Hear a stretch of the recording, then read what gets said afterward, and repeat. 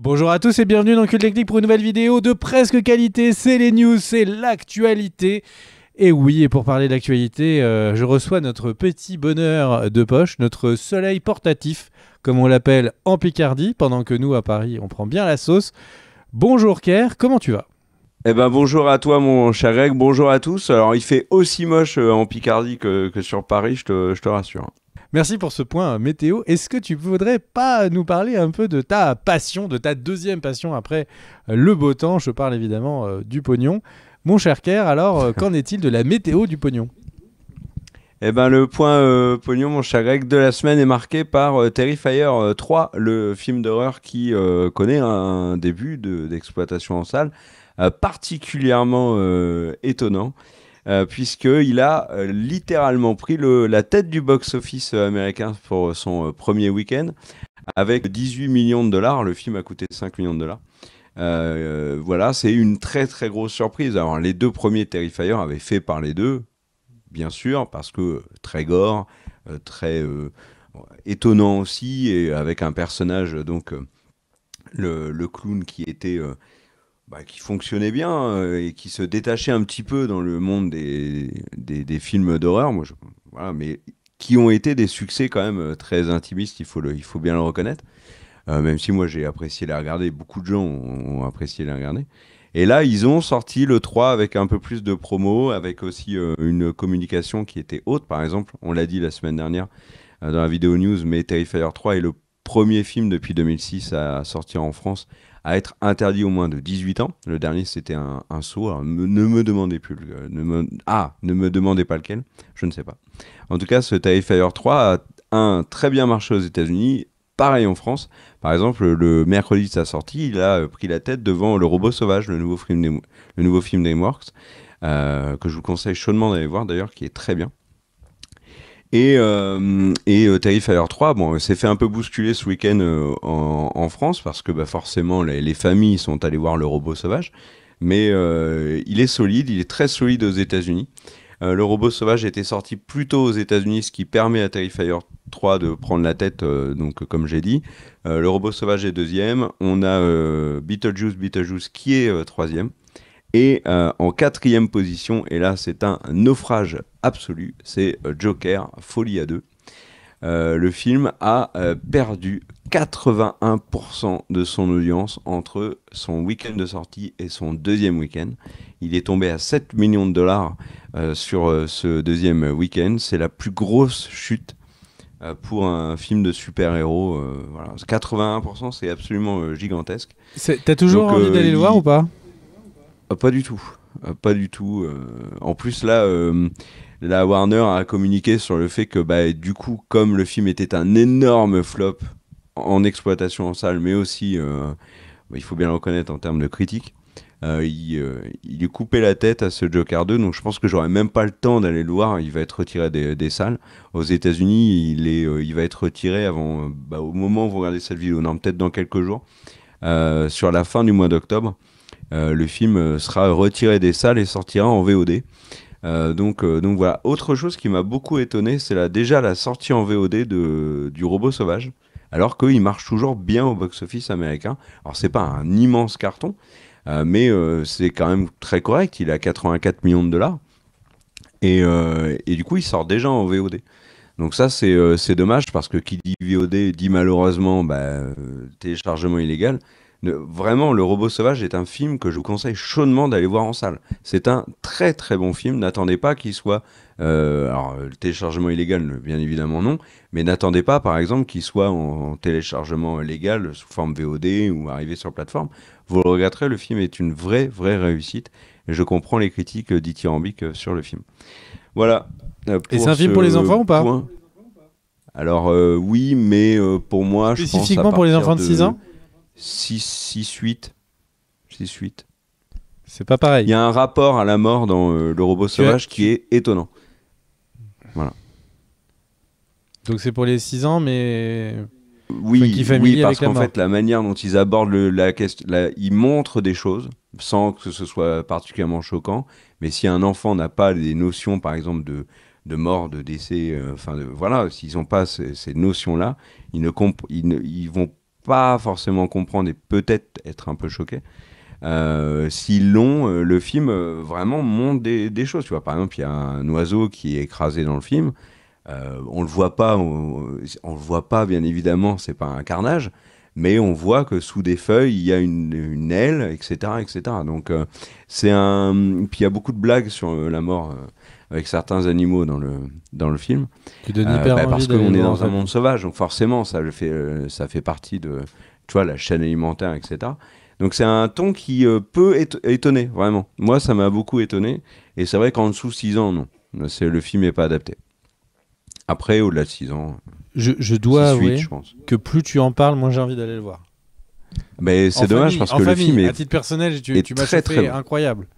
Mais en famille, Non, mais les complètement coupé enfants les adorent ce film. Les enfants adorent ce film. Les enfants gothiques. Non, bah non. Les emo kids. Là, j'ai parlé de ce thème-là parce que c'est l'élément qui peut expliquer que je déconseille ce film aux enfants trop jeunes. Mais sinon, il y a plein d'autres thèmes qui font que le film est génial pour des enfants de 6-8 ans. La plupart des thèmes sont tout autres. Voilà, toi, quelle est ta première news ? Bah, tu voulais faire un point pigeon. Tu m'as dit, non, mais tes news, là, c'est pas possible. Faut que tu fasses un point pigeon avec ça. Donc, du coup, je vais faire le point pigeon. Mon cher Kerr, est-ce que tu peux faire le pigeon, du coup ? Je fais bien. Tu le fais hyper bien, beaucoup mieux que moi, il n'y a aucun débat. Alors, le point pigeon, il y a le point pigeon du présent et le pigeon du futur. Ça, c'est mon petit côté fan de science-fiction. Et du coup, alors, le premier point, on vous en avait parlé, c'est arrivé aux États-Unis qu'il y avait une augmentation du prix de Disney+. Et bien là, c'est en France. En France, il y a une augmentation de Disney+, qui est en train de passer. L'abonnement standard va passer à 99,90 et l'abonnement premium, lui, va passer à 13,99 €, soit 139,90 € par an. Ça coûte combien de résigner ? Ça fait extrêmement cher le cumul des abonnements en ce moment. Enfin, là, on nous disait non, mais pour 10 balles, c'est l'équivalent de plein de Blu-ray, alors que quoi, t'achetais un Blu-ray par mois. Non mais là, ils nous forcent à acheter quand tu prends plusieurs abonnements, ils te forcent, c'est comme si tu étais forcé à acheter 4 ou 5 Blu-ray par mois. Et tout le monde y passe. Crunchyroll a monté son prix il y a quelques temps. J'ai eu ma petite notification, vous allez être abonné et le prix a changé. Du coup, vraiment, tout le monde passe à cette augmentation de prix. Et alors, ce qui est marrant, c'est qu'il y a ceux qui l'annoncent et ceux qui, en fait, ne l'annoncent pas, mais dont les actionnaires l'annoncent un peu pour eux, en fait. Alors, je vous reprends un petit peu ma news. Et du coup, donc, la news pigeon du futur. Le pigeon du futur, c'est moi, c'est toi. Et en fait, le pigeon du futur, eh bien, c'est Netflix, donc son 3e trimestre, est sorti, des analyses en ont parlé, il y a eu des discours en interne sur leurs résultats. Et en fait, donc, cette courbe de nouveaux abonnés, qui était toujours si prometteuse, qui faisait que monter, ils ont fait une levée de fonds il n'y a pas très longtemps, ils ont changé leur patron de Netflix du côté du cinéma.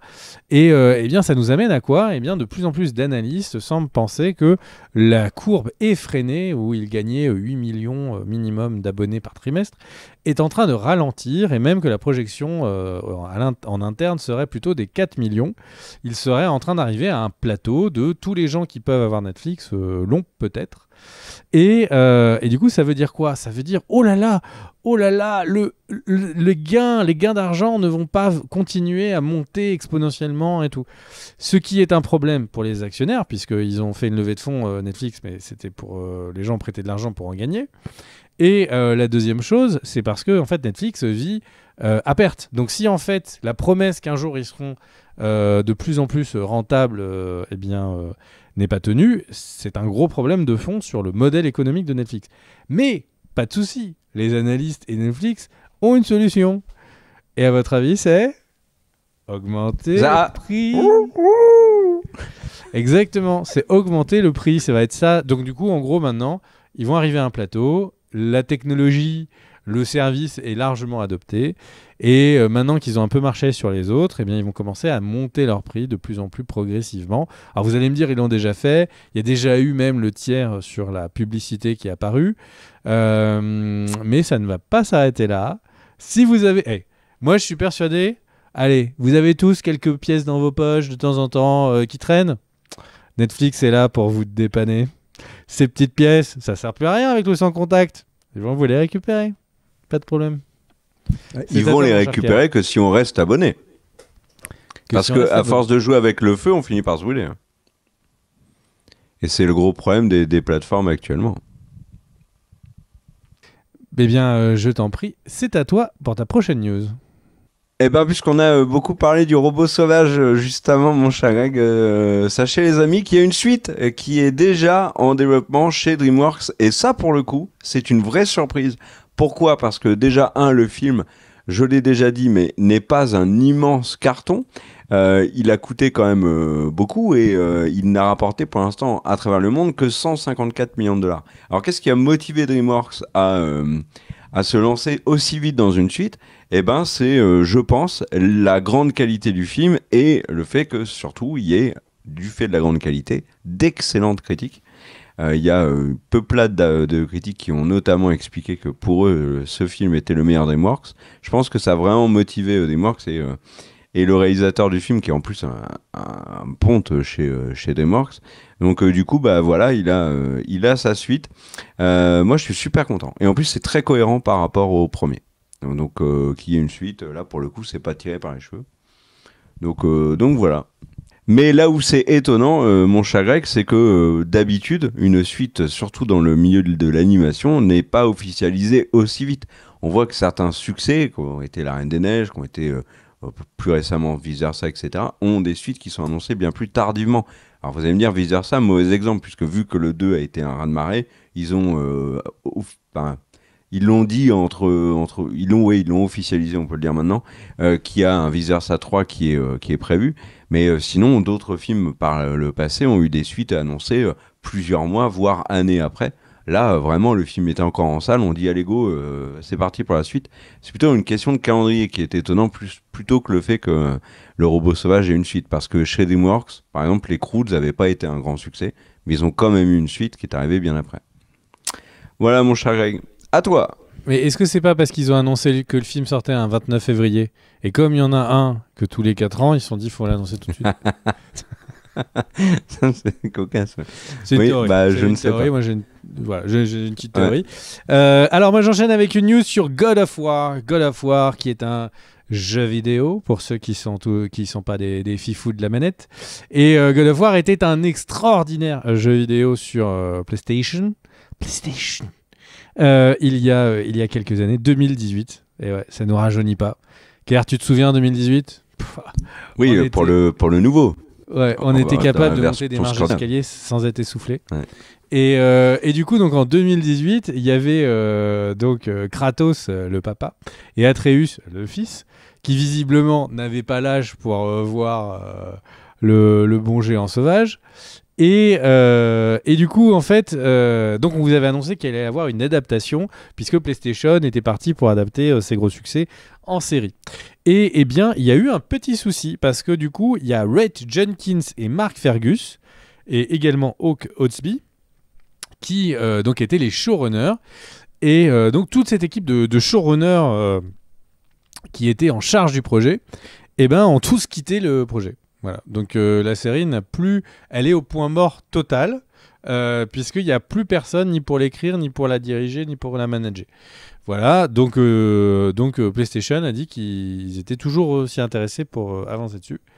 Alors, le mystère évidemment à pourquoi, comment, mais j'avoue que d'avoir des showrunners qui se barrent tous d'un coup, la réunion du lundi matin, il y a dû avoir du café qui a volé vers les fenêtres. Hein, parce que là, ça devait être sympa.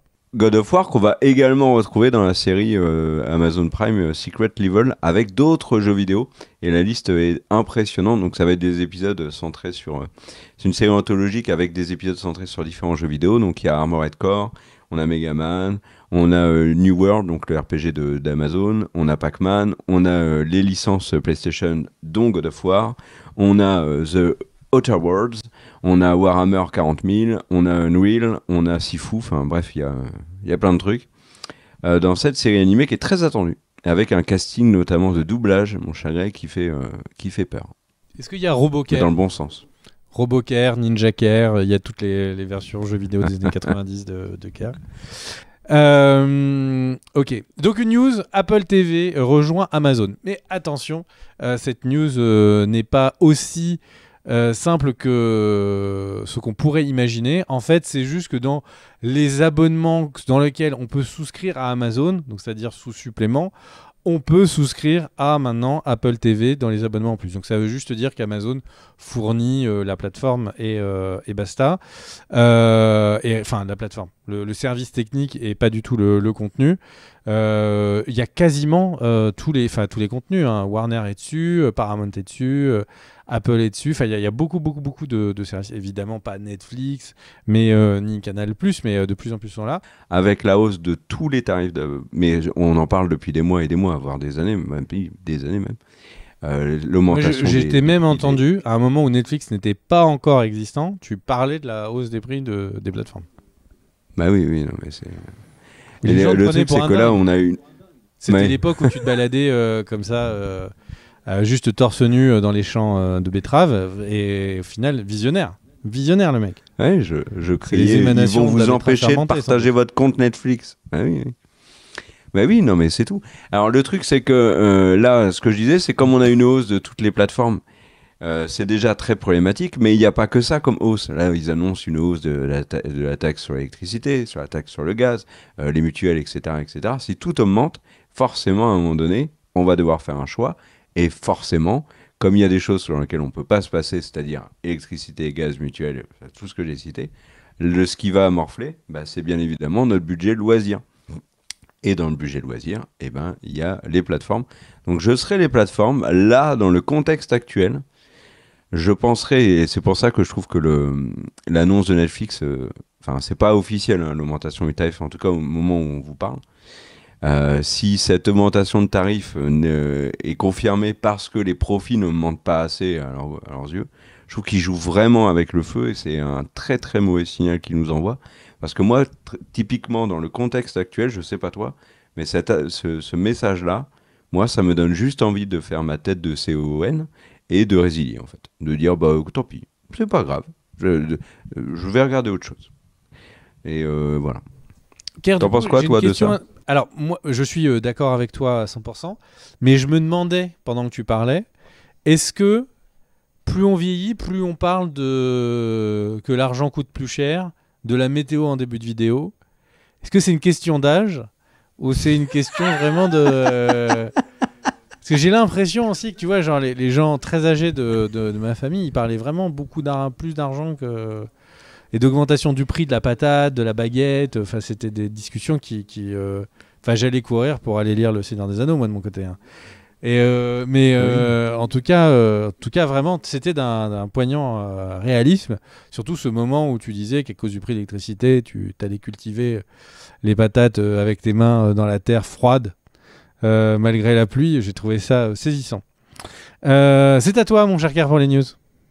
Et ma prochaine news, mon cher Greg, concerne Christopher Nolan avec une info très lourde sur Nolan. Son prochain film sortira le 17 juillet 2026 et c'est la seule chose que l'on sait sur le film.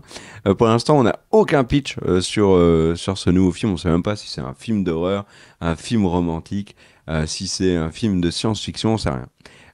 Il y a une rumeur pour l'instant qui circule beaucoup, c'est que Matt Damon pourrait avoir le rôle principal du film. Donc ça, c'est plutôt correct. Mais vraiment, le truc qui est intéressant dans cette annonce, c'est chez qui notre ami Christopher Nolan va faire ce film. Et ça n'est pas avec la Warner, avec qui il a bossé pendant des années, et qu'il a quitté à l'époque du Covid, parce qu'il estimait que la sortie de Tenet était sacrifiée. Et Nolan, donc, qui a brillé depuis avec Oppenheimer, va continuer l'aventure avec Universal, donc pour ce nouveau film qui sortira donc en 2026. Et là où c'est brutal, c'est que la Warner n'a même pas été dans les débats pour savoir s'ils avaient une chance ou pas de récupérer le film de Nolan et donc son nouveau film. Les deux patrons de la Warner n'auraient même pas lu le scénario de ce film. Donc voilà, mon cher Greg, pour ça. Puis je vais faire un autre point, si tu le permets, sur Stephen King. Donc là, récemment, par exemple, on a le réalisateur du film à succès Longlegs, qui s'appelle Osgood Perkins, qui vient donc de récupérer l'adaptation d'une œuvre de Stephen King qui s'appelle The Monkey, donc le singe en français, qui est donc l'adaptation d'une nouvelle de 1985 écrite par Stephen King et qui en fait raconte l'histoire d'un jouet mécanique qui est donc un petit singe qui a terrorisé l'enfance d'un père qui revient donc dans sa maison avec ses deux fils. Et ce singe qui l'a terrorisé parce qu'il faisait notamment, et ça c'est vraiment relou, disparaître ses proches, et voilà, ce singe va refaire parler de lui. Donc réalisé par donc le réalisateur de Longlegs avec Nicolas Cage. Je ne sais pas si vous l'avez vu ce film, mais c'est assez étonnant. Moi j'ai trouvé que les critiques étaient un peu trop dithyrambiques, mais bon, le film était plutôt sympathique. Il changeait un peu, bon, pourquoi pas. Et donc ce réalisateur qui est donc forcément à la cote va se retrouver aux commandes de ce film produit par James Wan et ça me permet de vous parler rapidos d'une autre adaptation de Stephen King qui est sortie il y a quelques semaines directement sur plateforme, qui est Salem's Lot avec Lewis Pullman qui va jouer Sentry dans Thunderbolt, qui est un des acteurs les plus cotés actuellement à Hollywood. Et dans les nouvelles têtes, c'est pas Lewis Pullman n'est pas encore Brad Pitt, bien sûr, mais voilà, il a une petite cote en ce moment. Et de Salem's Lot, qui est l'adaptation donc du roman d'horreur Salem, et est pas ouf du tout en termes d'adaptation, et notamment comme il y a eu des mauvaises critiques, il y a eu la prod a beaucoup communiqué sur le fait que, par exemple, ils avaient été obligés de réduire la durée du film, qu'ils avaient été massacrés par le montage, qu'il y avait bien plus à raconter. Et c'est vrai, quand on voit le film, on comprend pourquoi. L'histoire de Salem's Lot, alors ça vaut quand même le coup d'œil, si vous avez rien à faire un samedi après-midi. Salem's Lot, c'est quoi ? C'est l'histoire d'un écrivain qui rentre donc dans sa ville natale et qui se rend compte que des vampires y ont élu domicile. Et donc, quand va-t-il faire face à ces vampires fort menaçants ? Eh bien, vous le verrez dans le film, ou, si vous voulez, le lire directement dans le livre Salem de Stephen King. Voilà à toi, mon cher Greg. J'ai juste, si j'ai bien compris, il suffit juste d'envoyer le singe à Salem. Le jouet singe mécanique à Salem, et comme ça fait le combat globalement de Stephen King. Si j'ai bien compris. Tout à fait. Et donc, tout était réalisé... Et si j'ai bien compris, tout était réalisé par Christopher Nolan, c'est ça ? J'ai tout. Mais c'est tout à fait ça.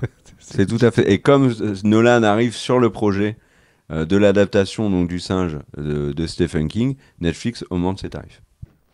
Ok, j'avais tout. J'avais complètement tout. Je suis assez fier d'avoir suivi comme ça. Donc tu me parlais des jouets de ton enfance, eh bien laisse-moi te parler un peu d'immobilier. L'immobilier est un sujet qui peut parfois être intéressant, parfois vraiment... Ah oui, on est vraiment dans les sujets de vieux là. Là, on est vraiment... on a fait la météo, le prix de la baguette qui a augmenté. La crise immobilière maintenant. Et là, on est sur la crise immobilière. Alors, ça coûte cher la terre maintenant. On n'achète pas une bâtisse comme ça. Alors, précisément, en fait, ce que je vais vous raconter, c'est que le prix de l'immobilier et le prix de la vie à Los Angeles a augmenté. Vous allez dire, ça me fait une belle jambe parce que moi, j'y habite pas. Et vous avez raison de pas y habiter, mais pas de vous y intéresser. Et en fait, pourquoi j'en parle ? C'est parce qu'il y a de plus en plus de personnes d'Hollywood et de studios qui décident de partir d'Hollywood. En fait, les grands studios hollywoodiens sont en train de déserter la Californie et Hollywood. Aussi bizarre que ça puisse paraître. Et il y a une baisse de tournage des productions à Hollywood, donc à Los Angeles, de plus de 20% depuis 2023. Donc il y a vraiment un exode. Certains parleraient d'exode rural, mais ce n'est pas du tout le sujet. C'est juste que j'ai eu un souvenir d'un cours d'il y a très longtemps, pendant quelques instants. Et donc en fait, il y a un vrai exode des studios. Avec la diagonale du vide.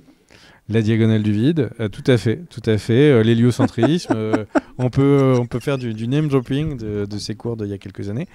Et en fait, le truc, c'est que visiblement, c'est un mouvement qui avait déjà commencé un peu avant le Covid et qui a été accéléré. Et qui est en fait dû à plein de choses. Les créatifs, donc quand on dit les talents, c'est pas que les acteurs, c'est les réalisateurs, les auteurs, etc. se sont mis à vivre en dehors d'Hollywood puisque l'immobilier était très cher et que tout le monde travaillait en télétravail. C'est la même chose qu'on a connu dans plein de métiers en France ou partout dans le monde. Donc ils se sont barrés et donc du coup les réunions sont en visio. Du coup, en fait, il n'y a plus vraiment d'attachement et de raison de faire à tout prix les productions en Californie. Et l'autre raison, c'est que la Californie faisait beaucoup d'aides financières pour qu'il y ait des tournages qui soient maintenus en Californie. Et on en a beaucoup parlé. Disney profite énormément des crédits d'impôt à Londres, à un point où les montants qui sont annoncés sur les coûts des films laissent un peu sceptique. Il y a la Nouvelle-Zélande qui aussi est présente, le Canada, la France. Beaucoup de pays sont en train de faire des gros avantages fiscaux aux studios pour qu'ils ne tournent plus en Californie. Et donc je trouve ça assez marrant parce que du coup c'est quelque chose qui est de plus en plus discuté dans le monde du cinéma. C'est la déshollywoodification de Hollywood et je trouvais ça marrant comme information. Je sais pas toi ce que tu en penses. Alors accessoirement, du coup, ça a plein d'effets cascades parce que tous les autres jobs qui étaient des personnes, typiquement les cascadeurs, ils ont besoin d'être là où il y a le tournage. En fait, n'ont plus de tournage et donc sont aussi en train de partir dans d'autres régions américaines ou carrément changer de pays. C'est marrant, non? On n'arrête pas de parler d'Hollywood et en fait, peut-être qu'à Hollywood, il n'y aura plus que des lettres et personne qui sera là-bas. Et c'est possible parce que quand tu regardes par exemple les séries télé américaines et tout, le nombre de séries qui sont tournées en Géorgie, c'est un truc de ma boule. Vraiment. Donc il y a notamment les séries, là récemment, les séries Disney, je crois qu'Agatha a été fait en Géorgie, il y en a plein. Alors après c'est pour les avantages fiscaux pour la Géorgie, mais si des États font incitent vraiment l'industrie cinématographique et la télé aussi à venir ailleurs et quitter Hollywood, forcément, c'est pas bon pour la Californie, en effet. Et toi, Kerr, qu'est-ce que tu penserais si par exemple il y avait une zone comme ça de la Picardie qui d'un seul coup se mettait à avoir une ville, des maisons qui poussaient comme ça, des champs qui seraient transformés en lieux habitables? Qu'est-ce que... Ça serait une révolution, t'imagines? Avec tu sais, le truc en dur là que vous avez, vous marchez dessus. Tu sais, c'est dur. Si on tombe dessus, on peut se faire mal à la tête. Vous appelez ça une route, je crois. Voilà, une route. Et si on a ça, nous, ça va être dingue. Parce que, juste, je place ça comme ça, mais donc quand je suis allé... Non, je rigole, bien évidemment. Quand Kerr m'a invité chez lui, j'ai trouvé ça génial, quoi. Le mode de vie, donc, en fait, ils ont des petites collines, et dans les petites collines, ils ont creusé leur maison. Et c'est un peu bas de plafond. Et tout. Parce que là, à la caméra, Kerr, on a l'impression qu'il fait 1 mètre de plus que dans la réalité. Et le truc, c'est qu'il est... on ouvre la porte. C'est vraiment... Ils font des fêtes avec des feux d'artifice. Il y a vraiment une ambiance qui est quand même... La bière de ta zone, elle est incroyable. Enfin, bref. Et ils sont tous pieds nus. C'est un délire. Ouais, le comté aussi, le fromage vraiment typique de notre coin, c'est le comté. Très bien. Voilà. Écoute, qu'est-ce qu'on en apprend on est presque le journal de TF1 de 13h, quoi. C'est un truc de ouf, cette vidéo. Sans transition, mon cher Greg, on va passer à Denis Villeneuve, le réalisateur de Dune 2. C'est pas le même que le pilote de Formule 1, attention. Donc Denis Villeneuve, là, il a fait quelques... Attends, il faut quand même dire bonjour à Denis. Salut à toi, Denis. Voilà. Il y a presque aucune chance qu'il regarde cette vidéo, mais on sait jamais. Ouais, c'est pas bête. Donc l'ami Denis Villeneuve qui, dans une interview, a évoqué quelque chose qu'il avait déjà évoqué lors de la promo de Dune partie 2, c'est le fait qu'il a un vrai problème avec l'abondance de dialogue dans le cinéma. Il avait déjà expliqué au moment de la sortie de Dune 2 que ça c'était un effet série télé et que ça c'était vraiment ça avait un impact sur les films qui copiaient les séries où il y avait beaucoup trop de blabla et que pour lui, ce qui était important, c'était l'image, beaucoup moins que le blabla. Est-ce que d'ailleurs, Et est-ce que donc, je peux me permettre d'illustrer ce propos parce que justement, les gens, tout le monde ne l'a pas vu, mais la nouvelle version Director's Cut de Dune 2 sort et pour illustrer ce propos, il y a un moment Paul Atreides qui s'approche de Zendaya et qui lui dit alors, et là, elle lui met le doigt sur la bouche. Chut, chut. Regarde le désert. Et là, pendant 10 minutes, il regarde le désert. Et ça, tu vois, ça, c'est du cinéma sans parole. Et là, le mec, il va jusqu'au bout de son truc. Eh ben, il veut même aller plus loin que ça, mon cher Greg, puisque Denis Villeneuve a dit qu'il voulait faire un film muet. Il a dit, j'espère qu'un jour, je pourrai faire un film qui n'utilisera aucun langage. Parler, j'essaye autant que possible d'utiliser le pouvoir des images, a dit donc je me permets, Denis Villeneuve. Excuse-moi, parce que ça fait 2 fois que je t'interromps, je voudrais surtout pas te gêner dans cette news. Mais je veux juste, parce que je sais qu'il y a beaucoup de gens qui regardent les vidéos et qui mettent pas toujours des commentaires, parce que voilà, ils sont occupés, ils sont endormis, il y a des raisons. Et ces gens, il y en a pas mal qui disent, nous aussi on voudrait que le technique devienne muet. Je tiens à dire que je suis très choqué. Si nous, quand on est fatigué, on fait quand même des vidéos comme là maintenant, ces personnes qui s'endorment en regardant les vidéos, c'est pas très correct. On fait un effort de pas s'endormir là. C'est un truc où endormez-vous pas. Les gens qui regardent les vidéos en dormant, c'est les mêmes qui vivent notre rêve en fait. Nous, notre rêve, c'est ça quoi. Un jour, on peut dormir aussi.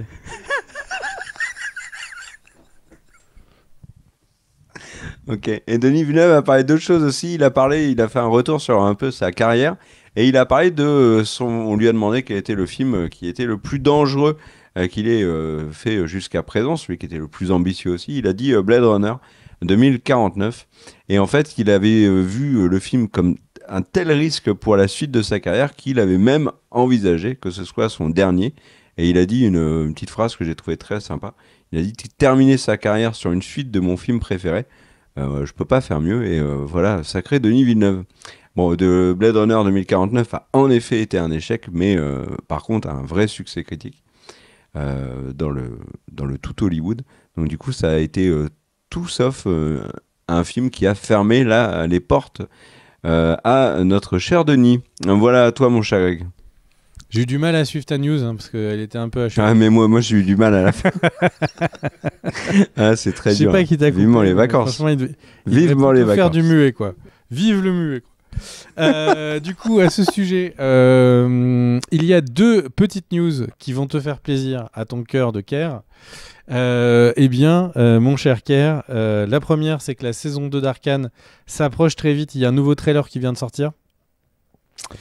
C'est vrai qu'il envoie vraiment du lourd. Je t'invite à le regarder. Ça donne très. Il y a un artbook aussi qui est sorti ou qui va sortir qui est ouf d'Arcane.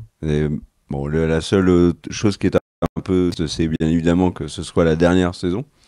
Il n'y en aura pas de saison 3, mais par contre, je le rappelle, hein, mais ils ont décidé qu'ils allaient, au-delà d'Arcane, développer d'autres projets League of Legends avec le même studio. Riot, qui n'arrête pas, qui au même moment qu'il y a eu le trailer qui est tombé, a de nouveau eu des annonces de nouveaux licenciements. C'est le 2e ou 3e plan d'affilée.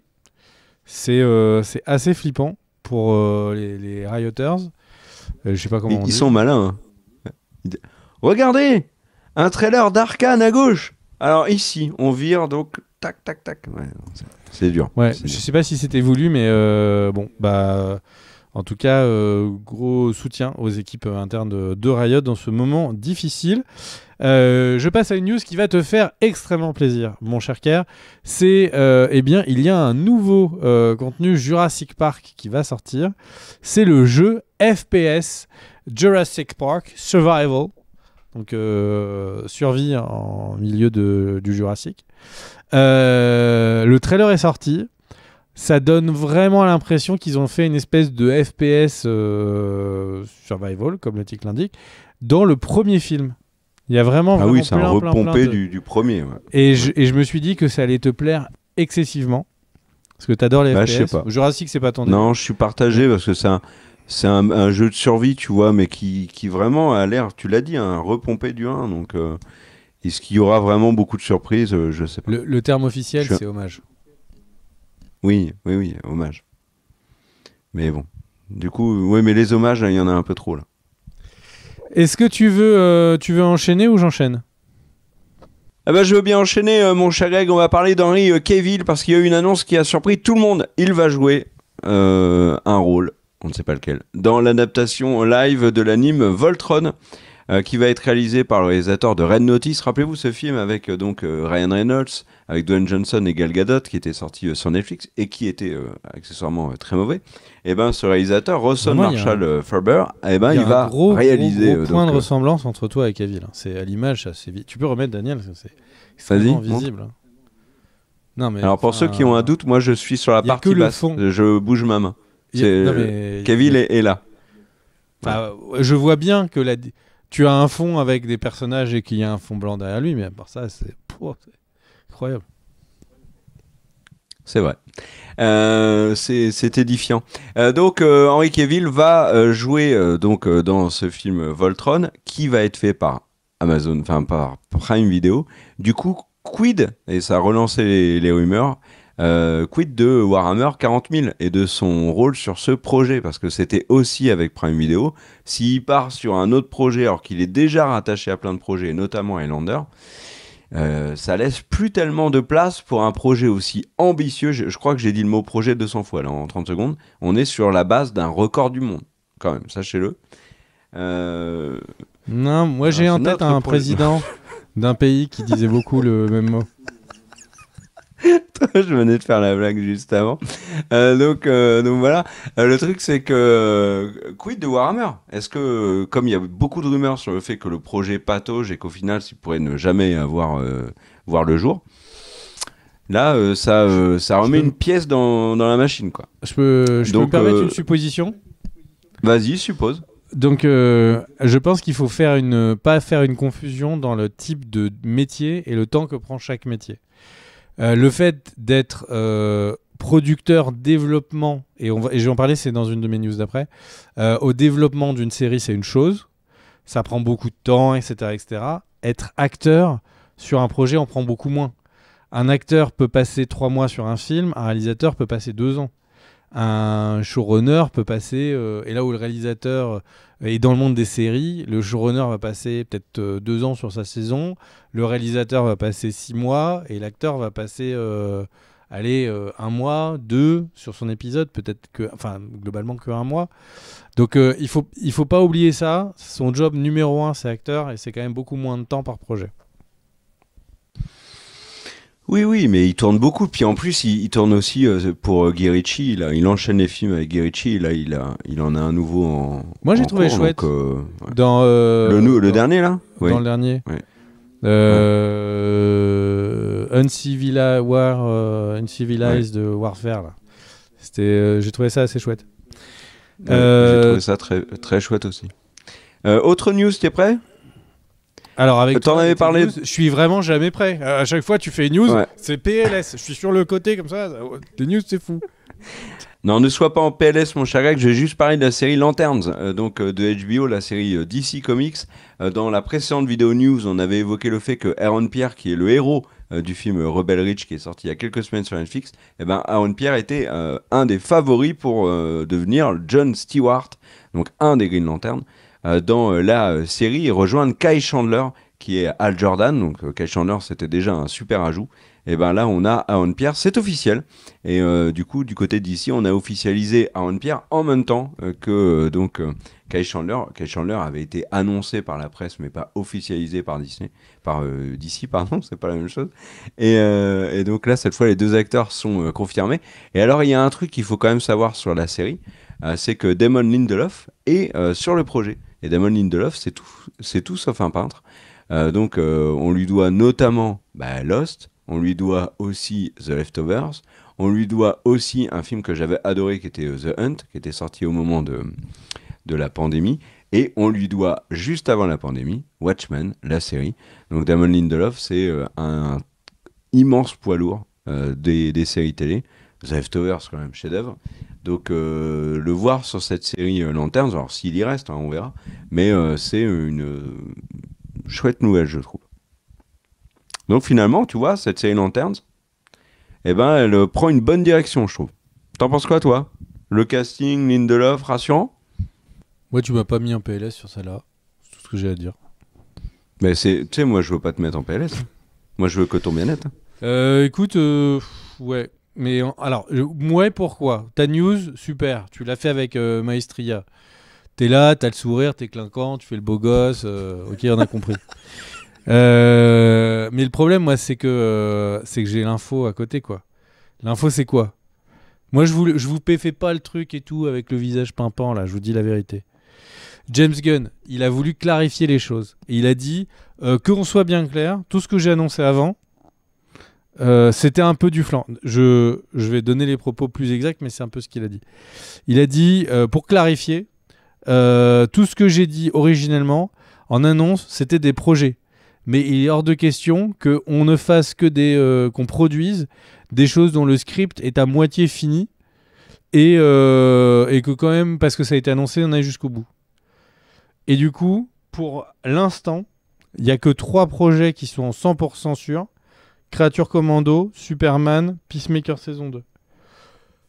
Supergirl aussi. Donc ton Green Lantern, non? Ton Green Lantern là, tant qu'ils sont pas en tournage, il est capable... C'est un fou. James Gunn, il nous a fait comprendre, c'est un fou. Il est capable de tout couper. Il a dit qu'il voulait clarifier les choses, il a clarifié les choses. Alors, je suis d'accord avec toi, mais ceci étant dit, je pense que Lanterne c'est bien parti et Supergirl aussi. Millie Alcock, elle commence déjà à faire des posts où elle est en Supergirl et que ça va pas avec le costume officiel. Moi, j'ai un souvenir vague, tu vas me rappeler. Il y avait un acteur qui avait dit je reviens en Superman. Ouais. Comment il s'appelait là? Tout le monde dit que tu lui ressembles. Là. Comment il s'appelle là? Vin Diesel. Non, plus de cheveux. La même carrure, mais plus de cheveux. Cadmerade. Famille. Hein? Cadmerade. Ouais, mais la version américaine. Ah non, Henry Cavill. Okay. Voilà. Oui, c'est vrai, c'est ça. Il avait annoncé qu'il serait Superman et James Gunn a fait popo là. Ouais, mais on est quand même... Rappelons-nous un petit peu de la communication des acteurs au moment de tout ça. Il y a Cavill qui annonce qu'il revient, il y a Gal Gadot qui dit qu'il y a un futur Wonder Woman, et derrière, je pense que c'était des effets d'annonce des acteurs pour essayer de soit faire le forcing, soit ils se sont vraiment fait avoir par DC, mais ouais, bon, on verra, mais en tout cas, je pense que pour ce qui est de Supergirl et Lanterns, ça sent quand même très très bon. Accessoirement, en parlant de DC, l'épisode 4 de Pingouin est un des épisodes les mieux notés de l'histoire d'IMDb. Donc là, il est à plus de 9,5 au moment où je vous parle. Donc la série Pingouin a l'air d'envoyer du lourd. Et vu qu'on parle de DC... Penses-tu que c'est parce qu'il n'y a que 10 personnes qui ont noté la série? Non, parce qu'apparemment, elle marche bien. Et elle a une vraie cote de popularité chez les gens qui aiment les super-héros. Elle est extrêmement saluée, tout à fait. Je n'ai pas encore vu. Et accessoirement, il faut quand même souligner... Alors après, on n'a pas les chiffres d'audience précis, mais il faut quand même souligner que ce soit les 2 séries actuellement de super-héros n'ont pas d'aussi mauvaises critiques qu'on aurait pu l'imaginer. Donc c'est bien évidemment le Pingouin et Agatha all along. Et alors du côté de Max et du côté de Disney, on a l'air plutôt content. Donc on est loin du naufrage de certaines séries précédentes. Donc c'est plutôt cool. On va dire que ça se calme un petit peu. Voilà. T'as une autre news, mon cher Greg ? Oui, je vais enchaîner justement parce que ça pourrait rejoindre, ou peut-être pas, nous verrons par l'avenir, ce que tu disais sur Cavill, qui décidément, maintenant qu'on t'a dit que tu y ressembles, tu nous mets Cavill dans toutes les news. Du coup, en fait, c'est les PGA, c'est la guilde des producteurs américains, qui a dit qu'ils voulaient et qu'ils allaient renforcer très durement les règles pour que quelqu'un puisse se faire appeler producteurs sur un film. En effet, ils ont noté une explosion du nombre de personnes qui ont sur le film ou sur une série la mention de producteur, alors qu'en fait, ils n'ont absolument pas endosser ce rôle. Et donc, à Hollywood, ça a déjà existé à plusieurs périodes. C'est appelé un titre de vanité quand on donne un titre comme ça sur les crédits à quelqu'un qui ne le mérite pas. Alors, dans les exemples qui sont pris, c'est un acteur qui a dit bah moi je veux bien, mais par contre je veux le titre de producteur. Et en fait, il ne fait rien du tout qu'autre que être acteur. Il est acteur, ce qui est déjà un métier très respectable. Et par contre, juste par vanité, il veut aussi avoir le titre. Aucun droit, aucun argent mis, aucun travail effectué en tant que producteur. Et pourtant, son nom va être mis sur les crédits. Et du coup, donc ça c'est un exemple, mais il y en a plein d'autres. Des personnes qui juste par amitié, pour une faveur, pour juste de l'argent prêté, vont avoir le titre de producteur. Et du coup, eh bien, ils vont renforcer à plein de manières. Il va falloir que les personnes prouvent qu'elles ont effectué un travail très spécifique, etc. Et il faut savoir que ça, c'est très encadré. Des films qui ne respecteraient pas les règles des différentes guildes n'auraient... Enfin, il pourrait y avoir un appel aux grèves, il pourrait y en avoir un appel au boycott du film, il pourrait y avoir son processus de validation qui serait bloqué dans les studios. Donc voilà, moi je trouve ça pas mal. J'aime bien l'idée que les gens qui sont notés en crédit soient vraiment des gens qui ont effectivement travaillé sur le film, quoi. Pour Harry Potter, eh bien, il y a des mini-news. C'est pas des news du tout, c'est juste des petites choses autour de la série, mais ça m'a donné envie de vous faire un petit point. Alors là, la news, c'est que les jumeaux, donc Oliver et James Fels, les jumeaux Weasley, eh bien, on dit que en fait, si on leur reproposait le rôle ou un autre rôle dans les films Harry Potter, pourquoi pas ? Et c'est vrai que c'est pas les premiers acteurs des films à faire des clins d'œil à la production de HBO Max. Alors, je sais pas quel est ton avis, si tu... Enfin, je trouverais ça très étrange que on a un nouveau casting pour faire du coup Harry, Ron et Hermione. Et Dumbledore, c'est... tu vois, c'est... un des acteurs c'est un des jumeaux, tu vois, par exemple, ou je trouvais ça très étrange qu'ils intègrent des acteurs d'avant. Ce serait plus une un erreur, clin d'œil, quoi. Ce serait trop violent. Oui, Et, c'est une erreur. Et là, je sais pas quel âge ils ont, c'est 40 ans, 50 ans, enfin 40, allez, de 35-40. On peut pas leur donner un rôle de 14 ans, quoi. Donc, Rupert Grint pourrait jouer son père, par exemple. Mais oui, mais ça ferait quand même un peu chelou, quoi. Oui, moi je pense que c'est une erreur. Par contre, là où c'était une bonne idée, mais l'acteur a refusé, Daniel Radcliffe en Cerberus Rogue. Non, mais non, pas en Rogue, mais par contre, c'est ce soit son parrain, tu vois. Son parrain ? Ce soit son parrain, oui. Ouais, mais c'est tellement chelou. Mais non, mais oui. Non, mais ça marcherait pas. Et du coup, là où je trouvais que c'était une bonne idée, mon cher Greg, c'était Jared Harris, qui est donc le fils de Richard Harris, qui a joué le premier Dumbledore, qui devienne lui Dumbledore. Et c'est vrai que l'acteur est excellent, c'est un très grand acteur actuel. Ils le vieillissent un petit peu, ils lui mettent une barbe à la Gandalf, et Zou Gainet, ça nous fait un excellent Dumbledore. Mais l'acteur ne veut pas. Alors déjà, on l'avait dit dans une présente vidéo, et il du est coup, opposé à l'idée qu'il y ait une série. Parce que je me suis dit que, mine de rien, je savais pas qui étaient les gens vraiment qui avaient été validés, qui étaient derrière. Et du coup, je voulais juste le rappeler, parce qu'il y a des choses qui sont plutôt pas mal. C'est Francesca Gardiner, qui est la showrunneuse. Et en fait, mine de rien, elle a quand même un plutôt beau pédigré. Elle était sur Killing Eve, Is Dark Material, mais elle était surtout sur Succession. Et du coup, je trouve que ça fait quand même plutôt plaisir de voir quelqu'un qui a de l'expérience comme ça. Et Mark Mylod, qui est donc un des réalisateurs attitrés à la série, c'est tout simplement un réalisateur de plusieurs successions, notamment du mariage de Connor et de plusieurs épisodes de Game of Thrones ou de Last of Us. Donc mine de rien, ils mettent quand même des gens qui ont un petit peu d'expérience, voire beaucoup d'expérience sur la série. Bon, le casting a été lancé il y a quelques semaines, on vous avait fait une news. J'ai vraiment hâte de voir ce que ça va donner. Parce que si c'est bien, ça va être un super kiff. Là, pendant 7 ans, on va pouvoir se faire... vraiment pouvoir se faire plaisir. Mais J'espère juste qu'ils vont pas adapter l'enfant maudit, là, Cursed Child, parce que c'est vraiment une cata. Mais vraiment, si c'est bien, ça pourrait être hyper chouette, quoi. Enfin, voilà. Bah moi je suis très emballé par cette série, mon cher Greg. On en avait parlé dans la vidéo dédiée sur l'annonce donc de cette série Harry Potter. Moi je trouve ça très chouette que les jeunes générations là aient leur adaptation de Harry Potter, parce que celle que nous chérissons et qu'on regarde régulièrement avec Daniel Radcliffe et Emma Watson et tout, ça a quand même un paquet d'années maintenant. Le premier film c'est 2001, donc ça commence à dater. Et un signe, et je me suis fait cette remarque au moment du décès de Maggie Smith, il y a quand même beaucoup d'acteurs de ces films-là qui sont malheureusement décédés. Mystérieusement, rajoute le terme, va jusqu'au bout, Kerr. Mystérieusement décédé. Non, pas du tout. Mais le truc, c'est que voilà, donc moi je suis très emballé. Et récemment sur la chaîne, il y a eu un commentaire d'une personne qui disait, que je salue d'ailleurs, qui disait oui, mais alors moi je suis un peu. Je déforme un peu ses propos, mais il ne m'en voudra pas. Il montrait qu'il était inquiet suite à la prise de parole d'un des scénaristes.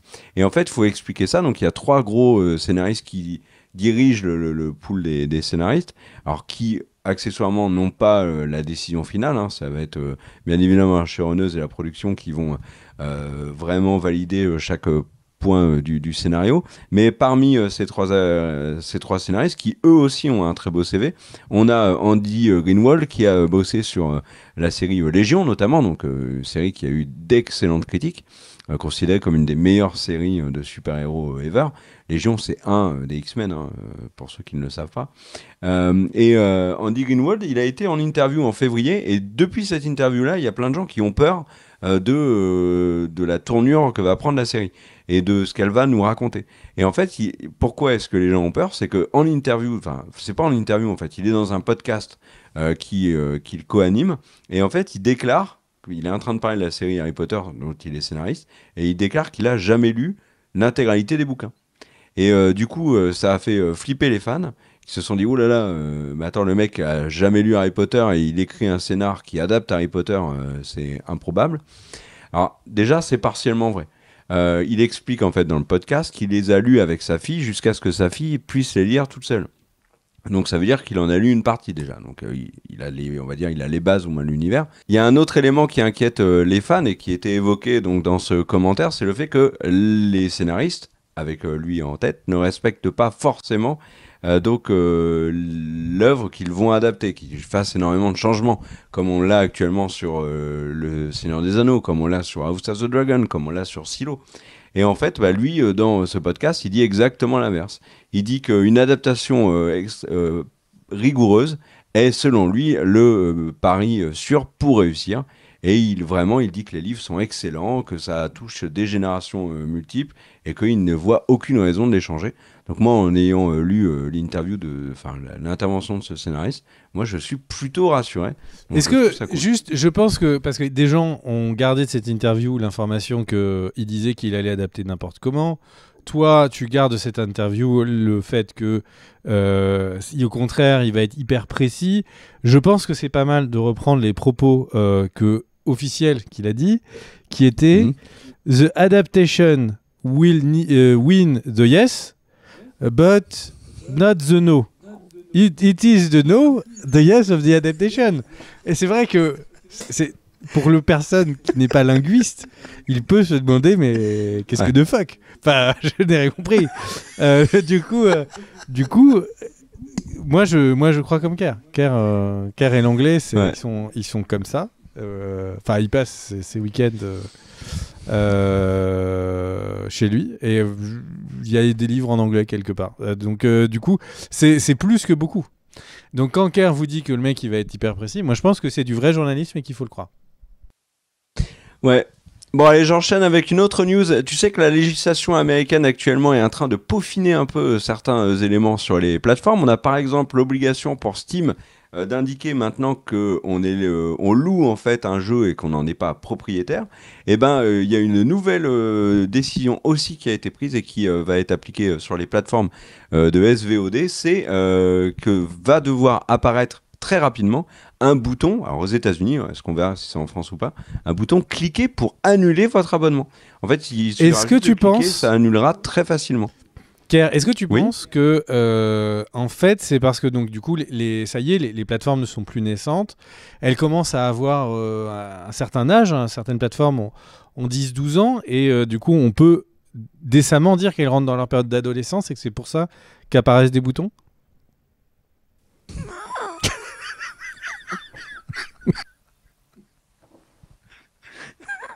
Je ne l'avais pas vu venir. Bah voilà.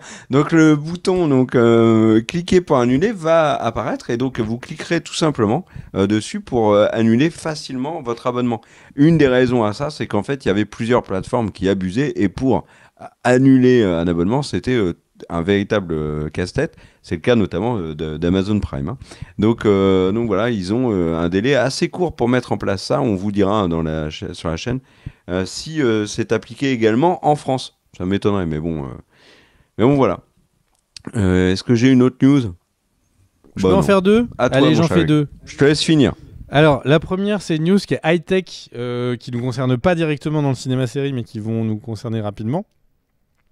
Pour abreuver en énergie les data centers qui sont de plus énergivores, et notamment suite à l'augmentation très importante des consommations électriques avec les data centers spécialisés dans l'IA, eh bien, il y a eu Microsoft, puis maintenant il y a Google et Amazon qui sont en train d'investir dans des centrales nucléaires, vous m'avez bien entendu. Alors, si vous voulez, on veut être technique, ils ont repayé des réparations dans le cas de Microsoft d'une centrale pour récupérer exclusivement l'électricité, puisque bon, on n'est pas non plus dans un monde dystopique où ils possèdent des centrales nucléaires, c'est juste qu'ils possèdent l'exclusivité du courant, faut pas plaisanter quand même. Et du coup, pourquoi je parle de ça? C'est parce que, évidemment, les data centers, si c'est le cas pour les data centers des majors de la tech aujourd'hui, ce sera peut-être le cas de tous ces petits et grands data centers de Netflix ou autres. Et moi, je trouve ça complètement fifou qu'on en soit là dans notre univers. La deuxième news que je veux faire, c'est la news donc, de Amazon Prime Video, qui encore annonce à ses actionnaires qui sont très contents de faire apparaître la pub au Brésil, au Japon, en Inde, en Nouvelle-Zélande, et tout ça en 2025. Et le truc, c'est qu'ils annoncent qu'ils sont plus précis. Donc j'avais fait la news la semaine dernière pour dire qu'ils étaient très contents, de dire qu'il allait y avoir plus de pubs, de la pub interactive, etc. Et en fait, il commence à y avoir des informations plus précises sur qu'est-ce que c'est que ces pubs interactives qu'ils veulent nous mettre. Et alors là, c'est pas mal, parce que du coup, ils sont en train de dire qu'ils veulent mettre des systèmes où on peut acheter directement pendant qu'on regarde une série ou un film. Alors, pour l'instant, je suppose que ça va être donc dans les interstices publicitaires, mais imaginez ce monde magique où on a une série et prenons Ker, hein, puisque vous savez Ker ressemble à Henry Cavill. Donc Ker prend son épée, il est dans Highlander, et puis d'un seul coup, il prend une peau de chamois et une petite huile pour masser comme ça son pectoral qui est, ma foi, très très compressé, condensé de tous ces esports. Et en fait, d'un seul coup, il y a une petite proposition en bas avec écrit « Si toi aussi tu veux avoir les pecs de Ker, et utilise l'huile de massage, nanana, n'hésite pas à l'acheter. » Ça, c'est un monde... Alors là, moi, je reviens sur Amazon Prime Video demain. Ça, c'est un monde, moi, ça me fait kiffer. L'idée de pouvoir comme ça savoir exactement quels sont les produits qui sont utilisés dans toutes les séries. Ils ont en plus la base de la techno. Avec le X-Ray, quand il y a une scène, ils nous disent quels sont les acteurs. Eh bien, il faut juste avancer un peu plus le X-Ray pour qu'ils puissent nous dire aussi quels sont les produits qui sont à l'image. La voiture, tu vas acheter la voiture qu'il a. Allez, clique. Voilà, un petit crédit leasing, là, c'est pas mal. Qu'est-ce que tu en penses, toi, de ce monde, mon cher Ker, là, que nous propose Amazon? Ça m'emballe pas trop.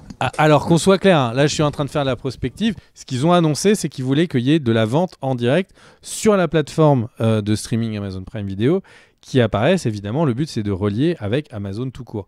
Ils n'ont pas encore dit exactement comment, et ça on va très vite le découvrir puisqu'ils parlent de 2025. Mais c'est vrai que Mais jusque là où ça peut aller, c'est cool, quoi. C'est vraiment, tu sais, le Truman Show. Avec sa femme Oui, qui, mais d'un seul coup, arrête de le regarder pour lui vendre un... C'est exactement pareil. tu vois, quand tu es sur Prime, là actuellement, tu peux en un clic aller te retrouver sur IMDb parce que tu fais une recherche sur le casting. Ça, c'est très chouette. Là, ils vont utiliser un autre de leur site, en l'occurrence donc, le site de vente, pour nous faire acheter des trucs. Ça, c'est pas cool du tout. Je trouve que ça devient trop toxique. Amazon fait des choix qui... Mais il n'y a pas que Amazon. En fait, toutes les plateformes sont... J'ai l'impression qu'elles œuvrent pour avoir notre désamour. Bah, elles bossent bien, dis donc.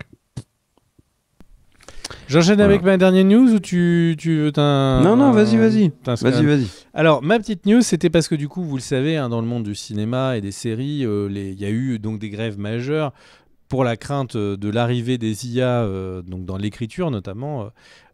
C'est comme ça que ça a commencé, les grèves. Et il y a eu commencé à y avoir, malgré ces accords qui ont été trouvés, des studios, donc notamment Lionsgate, qui a fait un accord avec donc des boîtes d'IA pour leur donner leur contenu, pour que les IA soient entraînées et pouvoir leur fournir des services.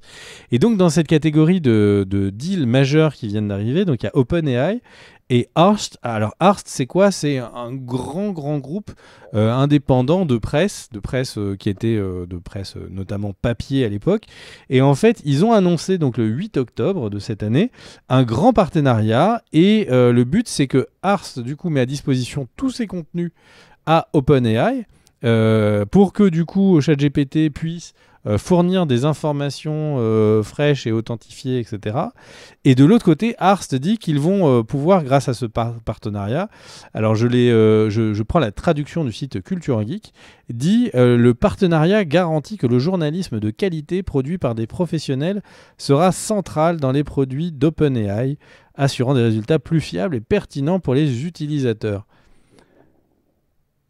Du journalisme de qualité par IA, enfin, je suis très perplexe et du coup ça veut dire que ceux qui avaient peur des IA qui soient remplacés, en fait certaines des grosses boîtes font vraiment un pivot complet, enfin tournent à 180 degrés pour dire plutôt que d'en avoir peur, soyons les premiers à prendre la technologie pour écrire des articles, pour être plus rapide que les autres, pour aider les humains à écrire des articles plus rapides, etc. Et ça fait vraiment écho avec la news qu'on vous a fait sur Lionsgate qui voilà, mettait une partie de son catalogue à disposition d'entraînement d'IA. Je suis surpris. Les premières news autour de l'IA, il y avait vraiment beaucoup de patrons de studios, beaucoup de patrons de grosses boîtes d'ayant droit avaient l'air de dire littéralement le discours c'était on va pas se faire avoir comme le web où tout était censé être gratuit, et on a mis beaucoup de temps à essayer de faire comprendre aux gens que non, quand quelqu'un fait de la musique, ça peut être payant en streaming et tout, et que là les IA ils feraient payer les boîtes d'IA. C'est pas le cas du tout là, et en fait c'est vraiment pas le cas. Ils font des partenariats, je suis vraiment très surpris de ce tournant qui est en train d'avoir lieu. Et évidemment ça vient pas des plus gros groupes, ça vient des groupes qui sont un petit peu en dessous, qui ont envie d'être de nouveau compétitifs. C'est très intéressant de suivre cette période de transition là, de l'arrivée d'IA dans nos médias, dans nos contenus. C'est assez étrange. Est-ce que ça t'interlope, interchoque, tout ce qui tourne, loqué, chopé? Ouais, m'interlope. Tout ce qui tourne autour de l'IA me gonfle. Là, c'est en train de me gonfler tout ça. Et ça m'inquiète toujours. Mais c'est parce qu'en fait, après, tu te dis, oh, mais le prix de ma baguette quand j'étais jeune, c'était en francs. Non. Mais on peut passer pour des vieux cons si tu veux, mais là, tu vois, que ce soit sur la politique actuelle des plateformes ou l'usage de l'IA, il n'y a rien de très rassurant, je trouve. Moi, je vais finir par deux trucs, mon cher Greg. D'abord, pour vous dire qu'il y a des annonces qui tombent au moment où on vous parle au New York Comic Con. On les traitera dans une prochaine vidéo news. Et il y a un truc qui vient de se passer au Festival de Londres, à l'avant-première du film romantique We Live in Time, avec Andrew Garfield et Florence Pugh, qui est accessoirement une comédie romantique qui se joue sur le passé, le présent, le futur, qui est drôle et qui est touchante et qui met la larme à l'œil avec un fabuleux casting. En fait, Andrew Garfield était présent sur place, Florence Pugh n'était pas là. Et du coup, Andrew Garfield a posé pour les journalistes avec une silhouette en carton de Florence Pugh. Et voilà, ça fait le tour des réseaux sociaux, là, c'est très rigolo. Donc, c'est cocasse. Le film, moi, me donne très envie, je vous invite à regarder avant d'avance. Voilà, mon cher Greg, j'en ai terminé. Eh bien, merci Kerr d'avoir fini sur une note aussi touchante. Merci Kerr pour d'avoir mis un petit peu tout ce soleil dans nos vies. Et merci Kerr à toi d'avoir été un petit peu ce phare dans l'océan. Nous étions perdus et le bateau, petit à petit, de la brume, le brouillard, cette lumière que tu nous as apportée nous a permis de retrouver comme ça les côtes. Merci à vous d'avoir suivi cette vidéo contre toute attente jusqu'au bout et d'avoir regardé tout ça et d'avoir passé, j'espère, un bon moment avec nous. Je parle trop fort. À chaque fois, je me fais la remarque, je parle trop fort dans les fins de vidéo alors que les gens dorment. C'est insupportable, j'en suis désolé. N'hésitez pas à vous abonner à la chaîne si vous avez encore le réflexe, comme ça, si on est en train de faire de l'ASMR de nuit, n'hésitez pas à vous abonner à la chaîne. N'hésitez pas également à mettre un commentaire, c'est une forme de soutien pour la chaîne, parce que YouTube, bizarrement, le veut. Et d'un point de vue, pas du tout YouTube, d'un point de vue juste Kerr et moi, c'est toujours un plaisir de vous lire et d'échanger avec vous dans les commentaires. Et je terminerai par le plus grand des merci. Merci énormément à tous les tipeurs, toutes les personnes qui ont entendu que du coup, ces derniers temps, il y a eu un problème administratif sur Tipeee et que du coup, ils ont remboursé les gens qui avaient fait des dons sur Tipeee. Et du coup, merci. Du coup, il y a eu une vague vraiment de soutien qui va permettre d'aider la chaîne. Donc, merci à vous d'avoir relancé comme ça le Tipeee. Merci beaucoup. On se retrouve pour une prochaine vidéo très vite et je parle moins fort pour pas trop vous réveiller. Des bisous à tous. Ciao, ciao.